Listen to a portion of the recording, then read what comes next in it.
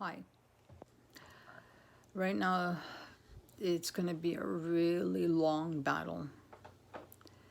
But I want to discuss, like, there are options for other people, like embryo adoption, where a couple is finished making their families and they decide that, they worked hard to make these embryos. And it's not cheap. Like, it's $32,000 each cycle that I paid. And Mommy, right now, mommy, when you want to do embryo adoption, you have to guarantee your rights. Meaning, you have to get release of parental rights from the person who you're getting it from. Meaning that they give up all rights to the embryo. And it could be 1 embryo, 2 embryos, 4 embryos, 5. If there's 5 that are left over from the treatment, then you have to go to a lawyer. Anything that is fertilized, an ovum and sperm go together, you have to get release from the parents of that embryo. And that goes for donor embryos too. Donor embryos are third party. Third party means there's a contract with the recipient and the partner of whoever is going to be donating. Meaning that if it's another person involved and there's 3 people, it doesn't just say, well, okay, they have separation of parental rights and it gets transferred over to you. No, it means that it was transferred over to the couple who received it, and then the couple who received it has to relinquish their parental rights to the embryos being transferred over to the new recipient. So, meaning if you have 3 people involved or 4 people involved, you have to make sure everybody is all signed off, because a clinic does not have the right to use anybody's embryos. Genetic material, it is valuable, especially to an infertile couple that can't create their own embryos.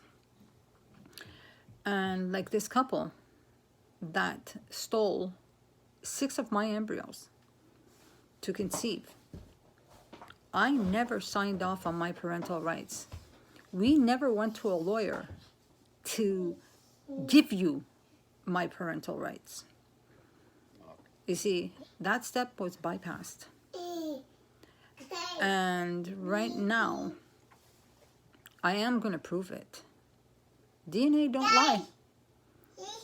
And you see, when you donate ovum, it can be done by a notary to relinquish parental rights. Semen is usually done in a clinic and everything, and you don't really need parental rights from a male donor. But a female donor, you do. See, you have to have your contracts. You have to have everything on board. Just because you receive a stolen embryo does not mean it's yours. It can be proven that it's not yours. There's a case in New York where a doctor mixed up embryos, and this Chinese woman gave birth to 2 white babies belonging to 2 different couples. In New York has the same law as Quebec, and she was forced to give up the child, both children, to 2 different couples. See, what was done to me was wrong. And genetic material belongs to the person who creates the embryos and cannot be just given over. So you have no parental rights to this child. You're considered a surrogate. A surrogate means you carried the baby to term and you have no legal rights. once it's put in front of the court, your rights can be taken away from you. So right now, I'm waiting for the Montreal police, everything, to step up. And I will be sending a link to them directly to watch my YouTube channels. I have reached out to other YouTubers to help me with my channel. See, this is an important cause, especially for people who believe in justice and want to live a good life and believe in family and not to hurt other people and destroy people by taking away their children. See, do it the right way. There's embryos that are sitting in a clinic waiting to be adopted. Reach out to those clinics and adopt legally. You know, right now, reform is needed. So, whoever is listening to this, have your contracts. Have a written contract separate than a disposition, meaning you want accountability from your clinic. Either you draw it up yourself or you have a lawyer draw it up for you that specializes in reproductive medicine and ethics, and make sure that he destroys nothing. Like I said, when I did the retrieval for my daughter, there was only 4 embryos, he said. And he goes, sometimes that happens with a share cycle. And the embryos couldn't be graded, and 2 were transferred. And my daughter is here. She's living proof that an embryo that cannot be graded is still valuable. It can still turn into a healthy human being. And nothing should be destroyed, because embryos, can be transferred, and it can take, and you can have a healthy baby. So have that contract drawn up with your fertility clinic before you do the process, and make sure nothing is destroyed.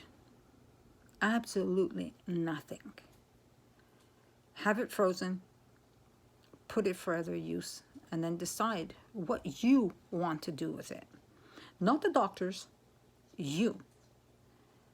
If you are going to be holding on to it. Like last night, I was watching YouTube, and I saw this lady. She did IVF with her husband, who is now deceased. And she is remarried, and she always wanted more children. She has a son from the first marriage, and she got a bill sent to her by where she did reproductive retrieval and everything. And what happened was, you have 1 embryo. And she goes, no, I don't. And they go, yes, you do. You owe us $500. And right now, she cannot use it because her husband is deceased. And right now, she's paying for storage fees, and she wants her embryo. So right now, when you do it, you have to have it in written proof that the embryo belongs to the woman and that she can use it, and that your partner gives up his